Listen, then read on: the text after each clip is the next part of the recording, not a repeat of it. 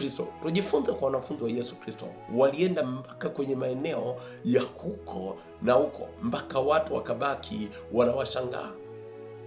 Walikuwa hawashangai wao, isipokuwa ni yule Kristo aliyekuwa ndani yao, aliyekuwa anatenda mambo makubwa ndani yao. Kwa hiyo Roho Mtakatifu alitenda maajabu kupitia wale mitume. Watu wakasema waliopindua ulimwengu wamefika mpaka huku. Kwa nini wakabaki wanashangaa waliopindua ulimwengu wamefika mpaka huku? Roho Mtakatifu akiwa ndani yako, mwamini, wewe sio wa kawaida. Siku zote mwamini, wewe unaonekana wa kawaida. Changamoto kubwa ni kuto kumruhusu mwenye kanisa akae ndani alafu aoperate. Hilo ndilo tatizo kubwa. Kwa hiyo tunarudi ya kwamba tunamhitaji Roho Mtakatifu.